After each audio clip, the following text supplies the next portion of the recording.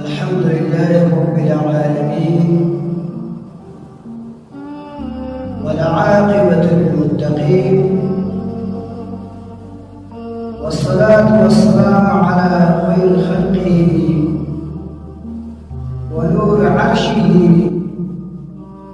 محمد وآله وأصحابه وآل بيته وأمته أجمعين.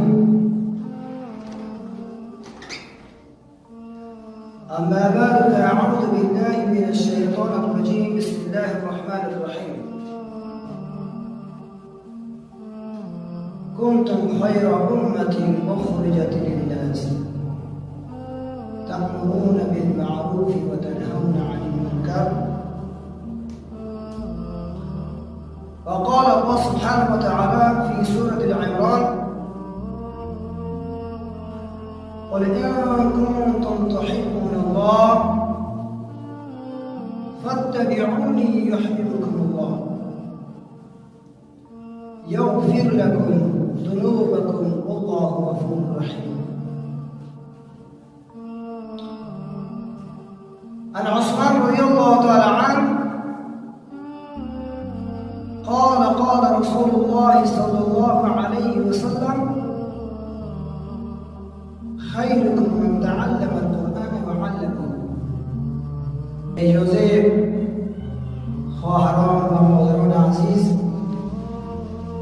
پیش از اینکه موضوع خدا به سر موضوع بریم، یک توصیف از الله سبحانه و تعالی بکنیم که ذات کریم توصیف شد، باید و همراهخته به زبان خود و همچنان بر قلب خود، بر مفکوره خود داشته باشیم. عزیزان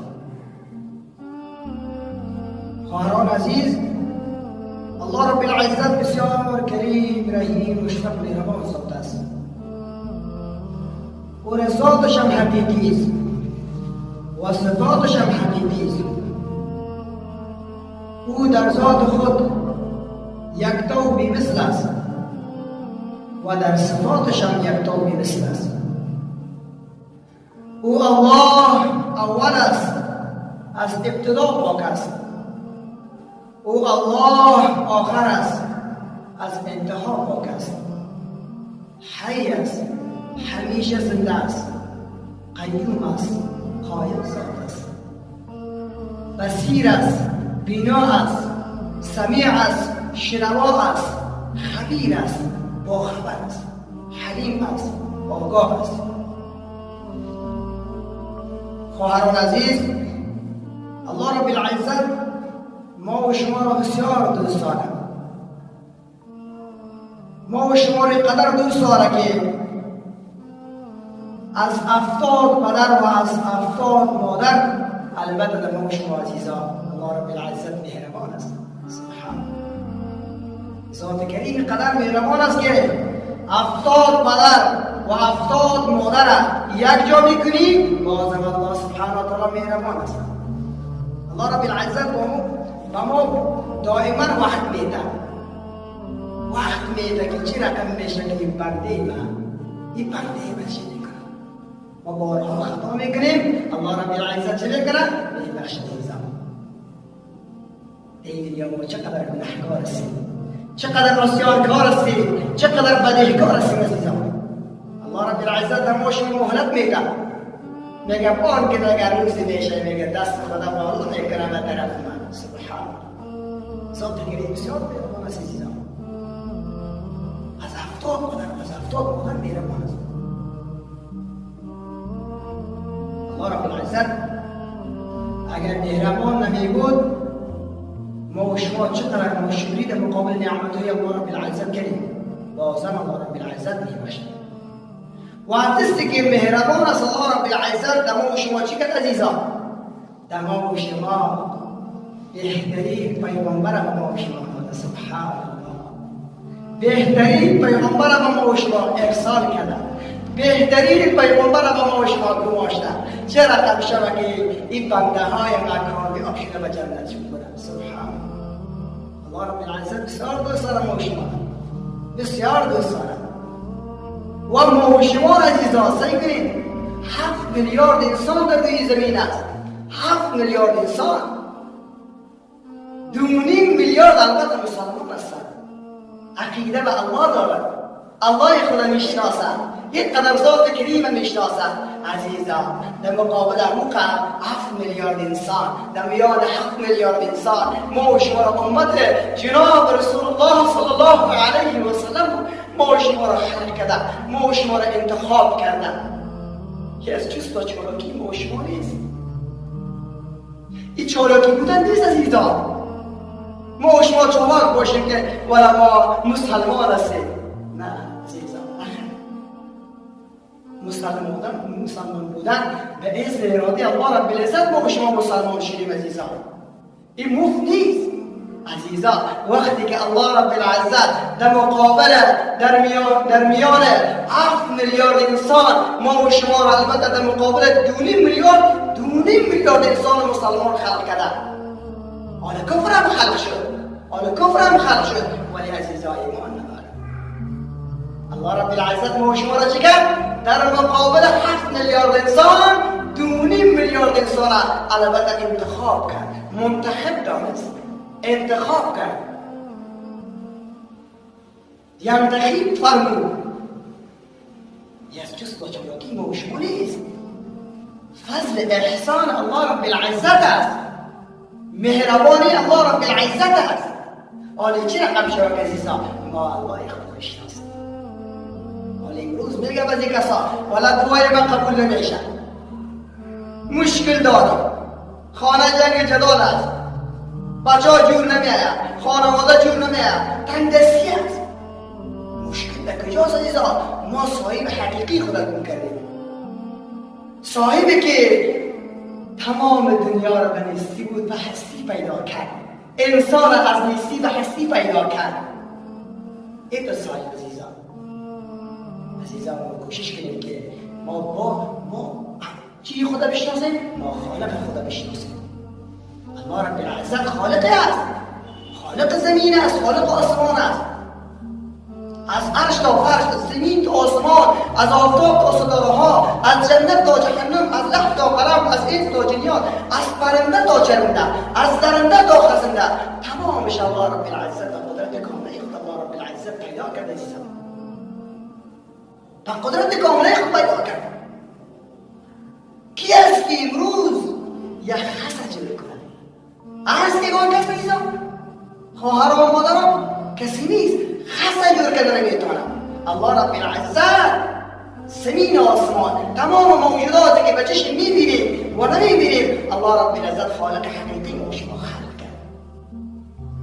ما بارها سپاس و از الله خود داشته باشیم، بارها حمد و ثنا و صفت الله رب العزت میکنیم.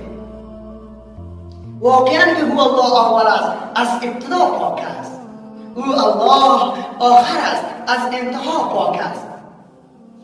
حی است، همیشه زنده است، قیوم است، قائم ذات است، بصیر است، بینا است، سمیع است، شنوا است، خبیر است، با خبر است. عزیزان نگوییم که ما گناه میکنیم که الله نمیبینه. الله رب العزت به هر حالت ما شما را میبینه. اگر مرچه سیاه در داخل چای سیاه، در بالای سنگ سیاه اگر بیجنبد، اگر حرکت بکنه، متحرک باشه، الله رب العزت موقعی که حرکت بکنه الله رب العزت میدونه.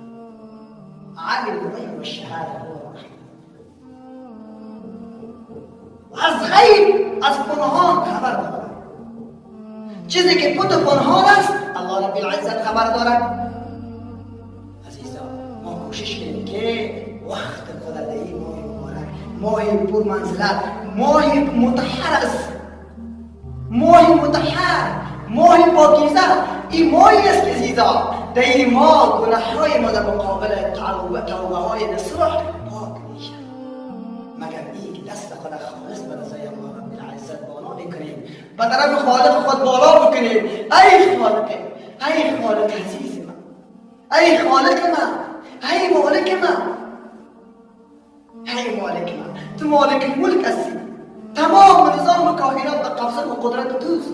عزت، ذلت، غنا، فقر، خوشی، غم، صحت، بیماری، موت و حیات، سردی و گرمی، شب و روز به قدرت الله رب العزت عزیزان. عزت کی میده؟ الله رب العزت میده. ذلت کی میاره؟ الله رب العزت میاره. خوشی کی میاره؟ الله رب العزت میاره. غم کی میاره؟ الله رب العزت میاره.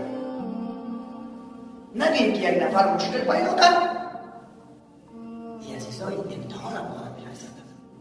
یک نفر بیمار میشه، الله رب العزت او را امتحان میکنه. کو میگه؟ این میگه مرا یاد میکنه یا نمیکنه.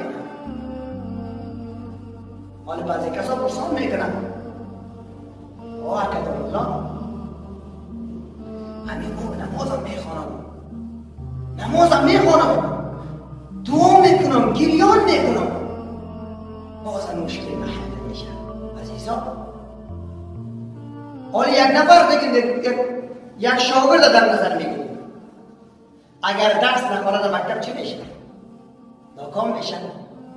تا از صنف اول تا صنف 12 چی میکنه؟ درس میخونه. ای با بهترین نمرات کامل فارغ میشه. بعد از او چی میشه؟ ای در دوره محصلی حرکت میکنه. چی میشه؟ از کل چیز آگاه میشه. ای از قدم در قدم در پله زینه نرسیده، از قدم اول در پله اول پای خود نموندن میخواهی در پله آخر برسد. عزیزان الله رب العزت این که حرکت میخواهی که ما از پله اول تا پله آخر تمام وجود خود به الله رب العزت چی کنیم؟ بدهیم. تمام وجود خود به الله رب العزت تسلیم بکنیم. تمام فکر ما، تمام وجود ما، تمام مفکوره ما، تمام اخلاق انسانیت ما رو به الله رب العزت پیوست بدیم. اخلاق ما چقدر میشه عزیزم. خصوصا الله رب العزت به ما و شما ضرور الله رب العزت به ما و شما مونده. یک راهی که عزیزان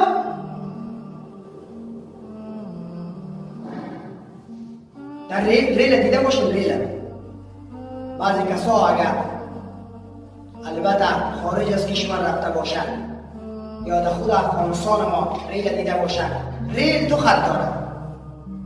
ریل چند خط داره؟ دو خط داره. یک خطش که هست هر دو خطم البته راست است، هر دو خطم راست است. ریل مستقیم حرکت میکنه نمیقدر. اگر خدای نکرده، خدا نخواسته، اگر یک خط از خراب شود چی میشه؟ ریل ما چپا میشه. الله رب العزت تبو شما داره. کدام را؟ قال الله قال الرسول. سبحان. چیزی که الله میگه و چیزی که رسولش میگه. الله رب العزت در قرآن عظیمشون میگه، آیه 30 سوره آل عمران، قل ان کنتم تحبون الله فاتبعونی یحببکم الله. اینجا قل فعل امر است و پیغمبر علیه الصلاه و السلام میگه که کی میگه؟ الله رب العزت میگه ای محمد بگو به بنده های بگو که اگر مرا دوست داشته باشد، تحبون الله، اگر مرا دوست داشته باشد، فاتبعونی، پس از تو چی میکنه؟ اطاعت میکنه. پس از تو فرمانبرداری میکنه. پس راه تو را انتخاب میکنه، طریقی تو را انتخاب میکنه. یحببکم الله. وقتی که راه تو را انتخاب کردن، ما اونا را دوست خود قرار میدم. اونا را چی میکنم؟ یحببکم الله، محبوب خود قرار میدم. وقتی که الله رب العزت محبوب ما قرار بده، ما دیگه چی کنیکاسی داره، چی خم داره.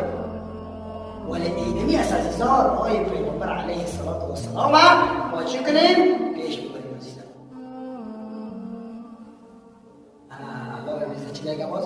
یغفر لکم ذنوبکم والله غفور رحیم.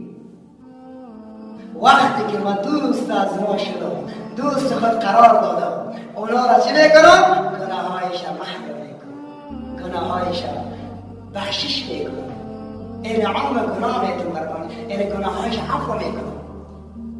بس اینجا چی میکنیم؟ خطاب الله الله غفور رحیم.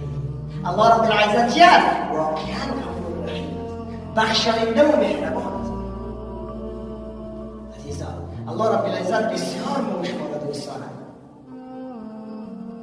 یک حکایت کوتاه، یک داستان کوتاه در فکر ما آمد. یک جوان بود عزیزان، یک جوان بود با یک دختر، البته با یک طبقه نوست، یک دختر بود دل باخته بود. دور از چیز باشد، دور از مجلس، یعنی به ارتباط با محبت با الله داشته باشین، یک مثال است عزیزان. این البته در دنیا دل باخته بود، در دنیا دل داده بود عزیزان. این دنیاست. باز چی میکنه عزیزان؟ این پیش دختر میگه، دختر میگه من تو میگه دوستان میگه من تو میگه با تو ازدواج میکنم. با تو چی میکنم؟ میگه ازدواج میکنم. دختر میگه با یک شرط که من با تو ازدواج میکنم که تو شرط مرا برآورده کنی. تو شرط مرا چی کنی؟ میگه برآورده کنی. این جوان چی میگه؟ بگو شرط دار. چی شرط داری؟ شرط تا بگو، من شرط تو را برآورده کنم. این قدر وقت است که من دل خودم خاطر باخته بلبندم. من شب و روز در فکر تو هستم. میگه شرط همی است که تو میگه برو دهانه برو میگه پیش مادرت میگه یک مادر پیر داری، همون مادره که تا میگه دل جگرش به ما کشیده، همون مادره که تا چی میگه دل جگرش به ما کشیده بیا. این بچه میگه فکر میکنه که یک مادر پیر دارم، او هم کهنسال شده، ضعیف شده و امروز به درد من نمیخوره عزیزان. این تا درد من نمیخوره. میگه خواه قبول کردم من میرم بخوره. من میگه شرط تو را قبول کردم. عزیزان، هی جوان حرکت میکنه به طرف خانه. به طرف خانه که میای عزیزان، بعد به خانه خود داخل میشه، مادرش سلام میده. مادر جان سلام علیک. و علیکم السلام پسر جانم. صدقه صدایت شد، صدقه صدایت شد عزیزم. من میگم منتظرت بودم کی میای عزیزم. از پدرک یک تو باقی موندی عزیزم، تو فقط باقی موندی. شبها به فکرت هستم عزیزم، شبها به فکرت بودم، شبها به فکرت هستم، روزها در فکرت هستم عزیزم. بچه جان در فکرت بودم. تو کجا بودی بچه جان؟ قربانت شم، صدقه مادرت شم. این جوان میگه پیش از اینکه مادرم دلش بالا کنه، این سخت دل، این دل سخت، این دل سنگی در مقابل مادر میگه مادر جان امروز میگه دختر همسایه را پیشش رفته بودم، هر روزه به شما میگفتم مادر جان، هر روزه به شما میگفتم. در پیش دختر همسایه رفتم، دختر همسایه را گفتم که من با تو ازدواج میکنم. ولی مادر جان دختر همسایه با یک شرط قبول میکنه، با یک شرط قبول میکنه که اگر مادر تو قبول بکنی. مادر چی میگه؟ بچه جانم، مادر جان صدقیت شود، جانش به قربان تو، یک جان دارم به خدمت تو، یک نفسی که دارم به خدمت تو. مادر جان دختر هم همسایه میگه شما اول اکی و عزیزا دل جگر نبود، اول میگه که مادرت بکش گفته بود، مادرت از خانه بکش. ای چی میکن عزیزا؟ مادرش میگه مادر جان شما از خانه براین، مادرت دختر همسایه با ما ازدواج میکنه. این مادر میگه بچه جان تو خوش هستی؟ مادر جان میگه ولی که دختر همسایه میگه مادر جان میگه خب برو بچه جان تو خوشی باشی. اینمی خانه اینمی آخانه در خدمت تو، اینمی خانه در خدمت تو. این مادر پیر بیچاره از خانه حرکت میکنه، مادر پیر از خانه حرکت میکنه، غلطیده و لرزیده و مادر پیر بیچاره غلطیده و لرزیده به هر جا میغلطه، دست پا گیر میشه. طرف زمستان بود عزیزم، دست پا گیر میشه تا یک منطقه خود میرسونه عزیزم. این پیش دختر بازی جوان حرکت میکنه، میگه من مادر خود از خانه کشید، من میگه مادر خود از خانه کشید. و آره چی میکنی تو؟ میگه خوب کردی که مادرت کشیدی از خانه، خوب کردی که مادر خود از خانه کشیدی، ولی امروز یک شرط دیگه هم دارم تو که برآورد کنی، شرط دیگه هم دارم که تو او را قبول کنی. میگه او شرط دیگه که قبول کردم دیگه شرط قبول میکنم، تو بگو. میگه این شرط من میگه سنگینه، تو میگه برداشتش میکنی.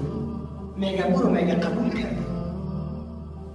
برو میگه همین مادر پیرت پیدا کن، میگه هم مادر پیرت پیدا کن، دل جیگرش به من کشیده بیاد.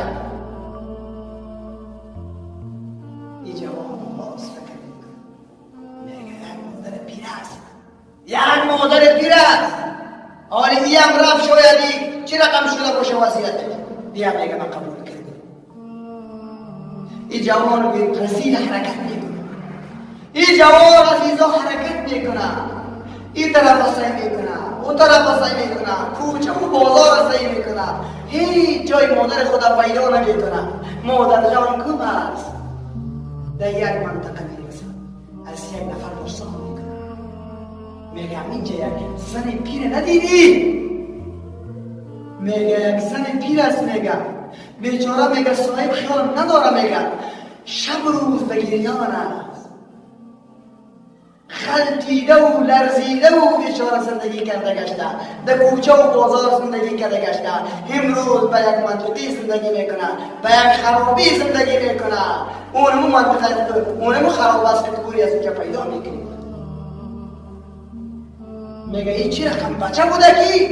این میگه مخیر خدا سیده کرد، خبر نداره که بچهش است. این عزیز دنی هم دلش نرم نمیشه، دلش نرم نمیشه. این جوان باز حرکت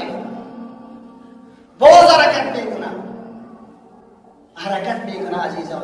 میایه که مادر میبینه، مادر پلاستیکا رو جمع کرده، در داره در قطیگه ها بمونده، جوشانده کالاها تر مویا سفید تو قلدیده بیچاره. اما تو افسورده قلدیده عزیزا. این باش مدرس شد، قدر زندگی خدا بفهمیم عزیزا.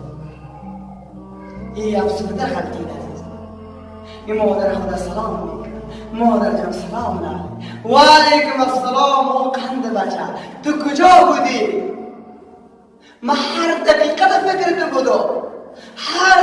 فکر تو بودم، تو بچه من کجا شد؟ شب روز عزیزم من فکری حالت نبودم، در فکر تو بودم. او شبی که من 9 ماه در اشکم خود را برداشتم، 9 ماه به اشکم خود را جای دادم. بعد از آمدن پدرت فوت کرده بود، من چقدر تو را سعی کردم عزیزم، خودم نخوردم به تو خوراندم، خودم استفاده نکردم به تو استفاده کردم عزیزم، از ذهن خود را به تو دادم عزیزم. خوش آمدی بچه، خوش آمدی جانم، صدقیت شد.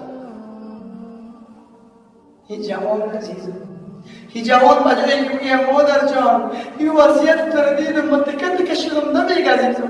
مادر جان بازم یک کارم غلطیده بود، بازم بازم یک کارم غلطیدم، بازم دختر همسایه یک شرط دارد. مادر چه بگم؟ بچه جان تو از خاطر همی آمدی؟ بچه میگه بله به خاطر همی آمدم. دختر همسایه چی شرط داری بچه جان؟ چی شرط داری؟ اما شرط تو بگو. بچه نزید میگه که مادر جان دختر همسایه میگه اما دل جگر بکشیده میگرم که دختر همسایه دل جگر میخواد. بچه جان تو ایره قبول کردی؟ تو ایره قبول کردی؟ میگه مادر جان میگه من قبول کردم مادر جان. حالا میگه من قبول کردم. وقتی که بچه جان تو قبول کرده باشی اینه میگه دل جگر بخواد. این بچه رسیل، این بچه که در اصلیت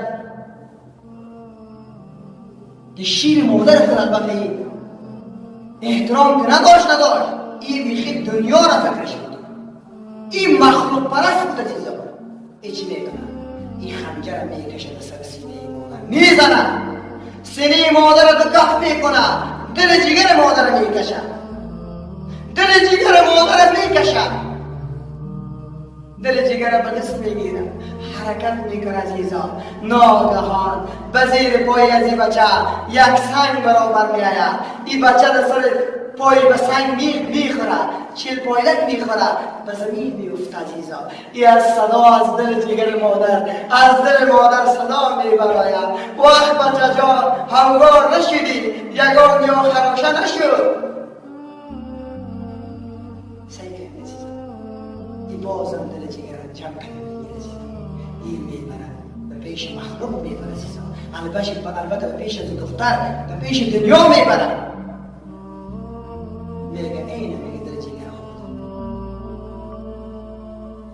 وقتی که میگه تو دل جگر که آوردی میگه خود کدی که آوردی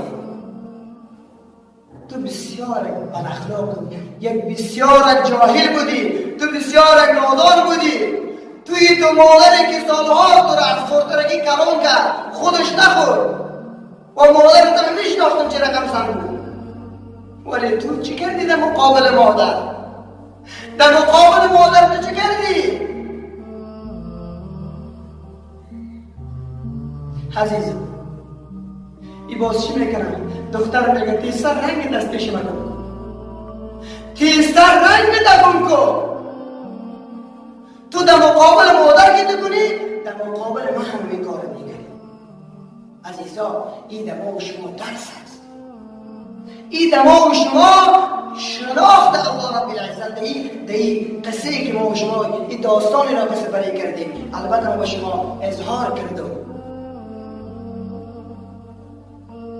این دماغ شما درس است.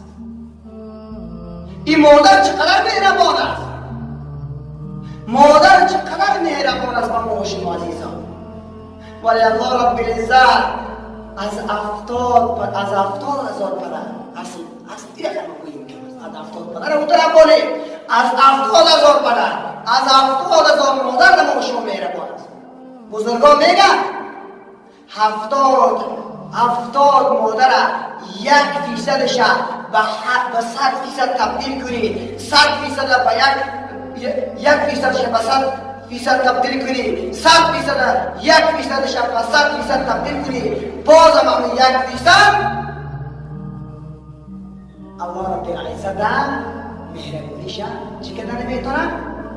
پورا کردن میتونه. عزیزا الله رب العزت اینقدر مهربان است عزیزا. الله رب العزت اینقدر مهربان است، بارها ما شما مهلت میده، بارها مهلت میده. حالا چی رقم شدی که عزیزا ما دل خود به الله پیوست، دل خود به الله تسلیم کنیم، امر و معروف نهی از منکر بکنیم، در قول خود کارهای خوب اجرا کنیم، صبر کنیم، اخلاق کنیم، انسانیت کنیم. آیه‌ای که به شما خواندم عزیزان، آیه‌ای که به شما خواندم سوره آل عمران میگه الله رب العزت میگه کنتم خیر امة اخرجت للناس تأمرون بالمعروف وتنهون عن المنکر وتؤمنون بالله. الله رب العزت سکرت میگه ما و شما را بهترین مومن خطاب میکنم، اون مومنی که امت جناب رسول الله صلی الله علیه و سلم خطاب میکنه. اخرجت للناس، به خاطر که خارج شدیم ما و شما عزیزان؟ به خاطر مردم خارج شدیم، به خاطر یکی دیگر خارج شدیم، به خاطر نشان دادن راه حقیقی خارج شدیم. چرا همیشه و جهالتی از بین بره؟ چرا همیشه و بیدینی از بین بره؟ چرا همیشه و الله شناسی به بار بیاید؟ چرا همیشه و خالق خدا بشناسیم، خالق خدا بشناسیم، مالک خدا بشناسیم، رازق خدا بشناسیم، رب خدا بشناسیم، حافظ خدا بشناسیم؟ این جدیه آیه با ما شما دیگه تأمرون بالمعروف و تنهون عن المنکر، و یکی دیگه خدا بر کارهای خوب امر کنید و تنهون عن المنکر، و از کارهای بد یکی دیگه خدا منع کنید و تؤمنون بالله. از کی اطاعت کنید؟ از الله خود اطاعت کنید، از خالق خود اطاعت کنید، از خالقی که او خالقی که تمام نیستی و هستی است. داستان حضرت آدم علیه السلام ما شما شنیدید؟ ما شما شنیدید؟ حتی که حضرت آدم علیه السلام از خدا خواست که ای الله، حالی که من سو خطا کردم، حالی که از پیشم سو شد، خطا شد، ببخش. این طرف میگریخت، این طرف به گریان که آمده بود عزیزان و کوره خاکی آمده بود، این طرف بود میشد. الله رب العزت از هر چیز خبر است، هر چقدر بود شود الله دانا است، الله بینا است، سمیع است، شنوا است. آخر چاره پیدا کردن نتوانست. ای الله کن مرا به واسطه جناب رسول الله صلی الله علیه و سلم گناه مرا ببخش، خطای مرا ببخش. الله رب العزت چی میگه؟ الله رب العزت میگه وقتی که نام وزیره گرفتی چی کنی؟ میگه نام وزیره میفهمی، میگه اینه، میگه چرا هم پیدا کردی؟ میگه اینه به جنت نامش میگه. میفهمی، میگه اگر این پیغمبره، این محمد صلی الله علیه و سلم یک درود میگه عزیزان، اللهم صل على سيدنا محمد في اول كلامنا، اللهم صل على سيدنا محمد في اوسط كلامنا، اللهم صل على سيدنا محمد في آخر كلامنا، اللهم صل على سيدنا محمد في جميع كلامنا. عزیزان میگه مگه این محمد که پیدا نکردم، میگه من خدای خداش کردم. اگر میگه این محمد ما پیدا نکردم، میگه این زمین آسمان پیدا نکردم. اگر میگه محمد پیدا نکردم، میگه تو را پیدا نکردم.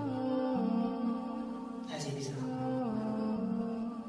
این از جست و چالاکی شما نیست، این فضل الله رب العزت است. اینمی پیش دیگه ما و شما از حقیقت خبر نشیم، این آینده ما را خرابی میکنه. کوشش کنیم که جستجوگر باشیم عزیزان، کوشش بکنیم که به طریقه جناب رسول الله صلی الله علیه و سلم ما حرکت کنیم. ایشان طریقش ما و شما چه کنیم؟ بگیریم راه و سلوک و رفتار پیغمبر ما. سبحان الله. وقت خدا زایی دیر نکنیم عزیزان. میبینیم که یک خواهر ما چی است؟ یک خواهر ما بیچاره مشکل داره، میگه که بلغ عنی ولو کان. یک آیه که میگه که یاد داریم برسه، میبینی که خواهر ما بیچاره از نماز خبر نداره. یک خواهر ما یاد داره، باید نماز ما یاد کنیم. روز روز قیامت الله پرسان میکنه، الله رب العزت بازخواست میکنه علمی که به تو داده، چیزی که به تو یاد داده، تو اگر نرسانی این خود در نظر بگیر عزیزا، از علم دادگی الله رب العزت بازخواست میکنه. چرا میگه امر معروف نهی از منکر نکردی؟ چرا نکردی؟ عزیزا سگری تعملون بالمعروف وتنهون عن المنكر وتؤمنون بالله. تولد الله رب العزت با شما را چه میکنه؟ قبول میکنه.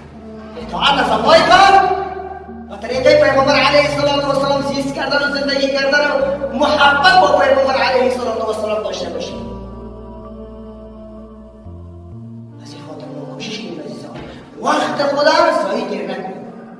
با جایی که پیش از اینکه بیکار بشید دست به کار میگه دل بیاد. سبحان الله. میگه کجا سوسمایی که میگه عزیزم در حالت جور کردن میگه که لا اله الا الله. ذکر الله را یاد الله را میکنه.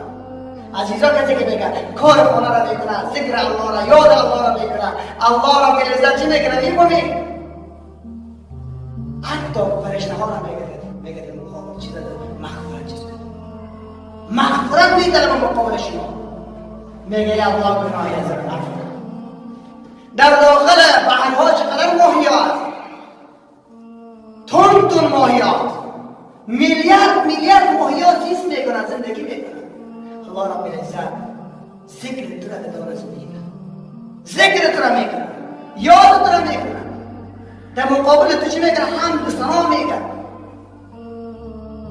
عزیزم در خانه باشید، در هر کاری البته نیکی که ما بکنیم عزیزم طریقه پیغمبر علیه السلام است. و خدا قسم بردن حق است. کل نفس ذائقه الموت. هر نفس چشیده مرگ است. پیش از اینکه بمیریم، پیش از اینکه خواب شوید خدا پاک کرده. پیش از اینکه با او لحظه گماشته شوید خدا پاک کرده. عزیزم الله خدا بشناسید، پیغمبر خدا بشناسید، زندگی برای خدا بشه پیغمبر حرکت کنید. پیغمبر علیه السلام حدیثی را که بر شما خواندم رسول الله صلی الله علیه و سلم اکثر من قول لا اله الا الله. عزیزا بیکار میشیم خدا، بیکار میشیم لا اله الا الله را زیاد می‌نویسیم. پیغمبر علیه السلام گفت ای صحابه های من ایمانهای خود تازه کنید، ایمانهای خود نو کنید، ایمانهای خود جدید کنید، ایمانهای خود ستره کنید. صحابه کرام پرسیدند رسول الله صلی الله علیه و سلم ای سرور ما چگونه ایمان خود تازه کنید؟ پیغمبر علیه السلام فرمودند اکثر من قول لا اله الا الله. این کلمه که لا اله الا الله بر زبان میگیم که بسیار وزن دارد عزیزا. میگه زیادتر این کلمه مبارکه به زمان کار کنید، زیاد بگویید کلمه مبارکه لا اله الا الله محمد رسول الله، لا اله الا الله. حضرت موسی علیه السلام و خداوند یکتا بود. ای خدای یکتا دم یک ذکر را بگو، من دایم ذکر را بکنم، فکر را بکنم. الله رب العزت چی حضرت موسی علیه السلام چقدر موضوع پیغمبر گفتن بگو که لا اله الا الله. حضرت موسی علیه السلام گفتن یک ذکر بگو که لا اله الا الله. بار سیام گفتن که یک ذکر بگو که خاص به خاطر خودم باشد. باز الله رب العزت گفت که ای موسی میفهمی تمام زمین آسمان بر روی یک کفه ترازو بار، بر روی یک کفه ترازو بار. این کلمه مبارک با کفه دیگر بار، باز این کلمه مبارک از این وزن زیاد است. عزیزان این کلمه به شما مفت نامده. این کلمه به خون پیغمبر علیه السلام، به خون شهید شدن دندان مبارک صلی الله علیه و سلم در جنگ احد آمد. پاهای مبارک، کفش‌های مبارک رنگین از خون شد. در طائف سفر کردم، این کلمه مبارک میرساند. عزیزان، چقدر ما شما بارها شنیدیم که رسول الله صلی الله علیه و سلم چقدر خدمات به ما شما کردن، چقدر خدمت کردن. عزیزان، ما قدر خدا بفهمیم، قدر امت بودن بفهمیم، قدر زندگی کردن بفهمیم. عزیزان، مردن حق است. پیش از اینکه بمیریم عزیزان، این ذکر و فکر خصوصا در ماه مبارک رمضان وقت خدازایی دیر نکنیم. عزیزان، حدیث است پیغمبر علیه الصلاة والسلام در مسجد تشریف میارن، پای خدا به منبر به پله اول منبر میمونن، پله اول میمونن آمین میگن، پله دوم میمونن آمین میگن، پله سوم میمونن آمین میگن. باز از منبر پایین میارن، پایین تا میشن. صحابه کرام خود میپرسن که یا رسول الله صلی الله علیه و سلم، شما این عادتی را که امروز کردین هیچ عادت شما اجرا نکرده بودین، این چه رقم عادت بود؟ و ما تشریح بدین یا جناب رسول الله. پیغمبر علیه السلام فرمودند در مو اثنایی که من با پای خدا به پله اول منبر ماندم، حضرت جبرائیل امین وحی آورد هلاک باد آن کسی که در ماه مبارک رمضان گناهش بخشیده نمیشه. این ماه پربرکت گناهش بخشیده نمیشه، عبادت اطاعت نمیکنه، بندگی نمیکنه در مقابل الله رب العزت، ذکر عبادت نمیکنه، گناهش بخشیده نشد، هلاک بود. پیغمبر خدا گفت آمین. با پله دوم ماندن، آمین گفتن. هلاک باد به او کسی که نام بدون پیش از ذکر شود محمد صلی الله علیه وسلم ذکر شود، اگر او در تو درود نفرسته صلی الله علیه وسلم نگوید هو الله. پیغمبر خدا آمین گفتن. با پله سیوم پای خدا ماند. هلاک باد گفتن که با او کسی که مادر پدر در پیری برسد، در هنگام پیری مادر پدر خدمتش نکنه، هو هلاک باد. عزیزان، باز پیغمبر علیه السلام میگفتن سیدنا عزیزان، اوت یک فرشته ای که اوت یک حضور، اوت ملائکه مقرری که از طرف الله رب العزت چی شده گماشته شد، آمده باشه و هوا گفته باشه، پیغمبر خدا آمین گفته باشه، حتما عزیزان میشه. این ماه مبارک رمضان عزیزان ما شما کوشش کنیم از این ماه مبارک رمضان استفاده کنیم، ذکر ما، فکر ما، یاد ما، هر دقیقه نماز بخونیم. این فضیلت زیاد است که ما تشریح میدیم که یک رکعت نماز ما چقدر چیز دارد. عزیزان، ما کوشش کنیم که عزیزان وقت ما ضایع نشه، زیاد ذکر کنیم. خصوصا در حدیث آمده که جنت 8 دروازه دارد، 8 دروازه. یک دروازه جنت فقط به خاطر ذاکرین است. ذاکرین خنده‌کنان داخل جنت میشن، به هیچ چیز افسوس نمیکنن، به هیچ چیز افسوس نمیکنن. کاش یک بار بگه سبحان الله زیادتر گفته باشه. آلی سبحان الله چی مفهوم داره عزیزان؟ سبحان الله کسی که میگه سبحان الله که میگه حدیث است. سبحان الله والحمد لله ولا اله الا الله والله اکبر. سبحان الله میگه در جنت فورا یک درخت پیدا میشه. در جنت چی میشه؟ فورا یک درخت پیدا میشه. آل جنت درختش نیست که ما شما درخت که در خانه کاریده باشیم یک درخت باشه یک قدم کنی از سویز برای نه عزیزان. درخت جنت شما بزرگ است عزیزان، یک اسب عربی 100 سال از زیر سایه اومده و سایه زنده کرده.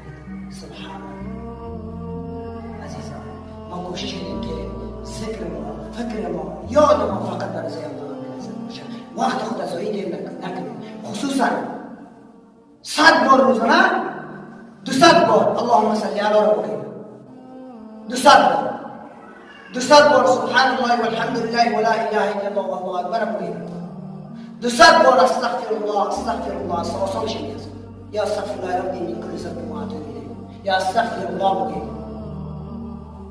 30 سال میگه کسی که نمیره بگویم بس همه الله رب العزت میشه. وقتی که بس همه الله رب العزت ما شما شدیم چی میشه عزیزم؟ ها؟ بس همه الله رب العزت تو شدیم دیگه هیچ کمی کاسی نداره. الله رب العزت قبول کنه خلاص دست بالا تا الله رب العزت قبول میکنه. دعایی که تو میکنی الله رب العزت به دادت میرسه. پیش از اینکه از مخلوق چیز کنیم طلب کنیم. از کی طلب کنیم اینجا؟ فقط از خالق خود. فقط از مالک خود. فقط از رزاق خود. الله اکبر. سبحان الله. عزیزان کوشش کنیم عزیزان. خیال وقتم اندر قریب به تمام شدن است. اندر قریب به تمام شدن است. عزیزان ما کوشش کنیم ان شاء الله. وقت خود از این فکر ما به طرف الله رب العزت باشد. به طریقه جناب رسول الله صلی الله علیه و سلم دست ما بزنیم. حرکت کنیم. ان شاء الله کلی ما آدمی که ان شاء الله عزیزان. الله رب العزت کلی ما شما خیر بده. الله رب العزت هر مشکلی که داریم بس خزانه غیبیش به ما شما بده. از خزانه غیبیش به ما شما ایتا از خزانه خود باز کنه که البته مشکل ما حل شود. الله رب العزت بارها سپاسگزار باشیم. الله رب العزت بارها یادش بکنیم، ذکرش بکنیم ان شاء الله. عزیزان ان شاء الله در اخیر از کلتان خواهان هستیم که از اینجا رفتیم حتما ذکر فکرتان به یاد الله رب العزت باشد. دهنتان خصوصا به ماه مبارک رمضان و همه وقت دهن خود از غیبت پاک کنید، از بهتان پاک کنید، دهن خود حفظ کنید، ذهن خود حفظ کنید. عزیزا از دین بگید. تلویزیون البته عزیزا از نامحرم تلویزیون نامحرم عزیزا با خدا قسم این تلویزیون ما شما نماشید هیچ چیز نگید عزیزا. آیسته آیسته بشید انشاءالله. یک دفعه باشه نمانید ما نگویم که دستان خود سخته بوده دل خودتون است. صحیح انشاءالله. کوشش کنید عزیزا ما وقت خود ضایع نکنیم. خصوصا پیامبر علیه الصلاه و السلام این غیبتی که ما شما میکنید این غیبت عزیزان این گفته که غیبت چی هست؟ مثال که میگه جیب ما خالی است. جیب ما چی است عزیزان؟ این مثال است. حدیث البته نیست اما تو مثال آورده. جیب ما خالی است. جیب ما خالی است. اگر پول بریم از جیب ما میغلطه نمیغلطه عزیزان. من از جیب ما میغلطه. خدا نکرده غیبتی که میکنی، اخلاقی که نداری، بهتانی که میکنی، این اعمال ما مثل که جیب ما سراخ است همون میغلطه عزیزان. کوشش کنیم که بهتان و غیبت نکنیم، دهن خود حفظ بگیریم، دهن خود کنترل شد. مثال دور از چیز باشد، دور از حیوان باشد بده. یک مثال است دیگه، مثال است. اسب که دهنش یک رقم چیز میدازد چه دیگه؟ نامش یادم برآمد. اونمو است دیگه. ما همچنان دهن خود از غیبت بهتان چه کنیم عزیزان؟ بسته کنیم انشاءالله. کلی ما وعده میدیم که الله رب العزت کلی ما توفیق عمل کردن نصیب کنیم. دعا میکنیم در آخر انشاءالله. از خداوند میخواهیم کسایی که مشکل دارن الله رب العزت از خزانه غیبیش با اون البته مشکلش حل شود. و کسایی که مریض هستن الله رب العزت شفای عاجل برایشان نصیب کنه. الله رب العزت کسایی که البته مریضیش بیخ سخت است از الله میخواهیم ای الله مداد از الله رب العزت. کسایی که بیوه بیچاره است با اونها هم دادش برس. کسایی که به بندی خود حفیدن گناه ندارد ای الله اونها را از خزای غیبی باز بگردان، اونها را خلاص بگردان. ای الله ما هم فقط به خاطر ذکر تو، فکر تو، یاد تو ای الله اینجا جمع شده. ای الله تمام ما را ببخشید. خودت وعده کردی که کسی که با خاطر ذکر الله، یاد الله، محبت الله یک جا جمع میشه، ذکر میکنن، یاد الله را میکنن، محبت میکنن تا زمانی که اینجا خلاص میشه. الله خودت وعده کردی که من در زیر هر خود جای میدم. ای الله ما را همچنان بر زیر هر خود جای میدم. یا الله مهربان. ای الله ما دست خود بالا میکنیم پیش از اینکه دست ما خالی شود دست ما را پول بگردان. یا الله از عذاب قبر نجات ما. چنانه که حضرت عثمان رضی الله عنه گریان میکردن. ای الله قبر بسیار جای خطرناک است، مردن حق است، کل نفس ذائقة الموت. خودت میگی الله پیش از اینکه در قبر میبری الله ما را پاک بگردان، پیش از اینکه خاک ما میکنی خاک ما بگردان. پیش از اینکه خاک ما میکنی پاک ما بگردان. پیش از اینکه خاک ما میکنی پاک ما بگردان. ای الله، از تو خواهانم میست که این مجموعه‌ای که حاضر هستند، مجموعه‌ای که حاضر آمدن نشستن، اینا را من هر مشکلی که دارم مشکلشان برسن. صلی الله تعالی علی خیر خلقه و نور عرشه محمد. بسم الله الذي لا يضر مع اسمه شيء في الارض ولا في السماء وهو السميع العليم. اللهم انا نجعلك في قلوبهم ونعوذ بك من شرورهم. اللهم اغفر وللمؤمنين والمؤمنات وللمسلمين والمسلمات. اللهم اغفر وللمؤمنين والمؤمنات وللمسلمين والمسلمات. رضيت بالله ربا وبالإسلام دينا وبمحمد صلى الله عليه وسلم. اللهم قني عذابك يوم تجمع عبادك. اللهم قني عذابك يوم تبعث عبادك.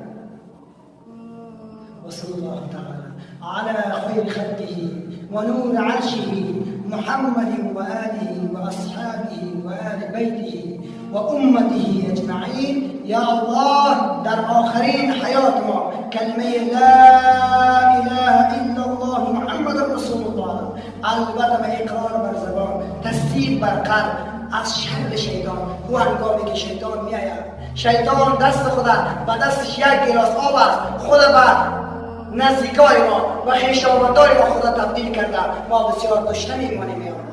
در او هنگام جان خود البته به قبض میکنه، قبض رو میشه.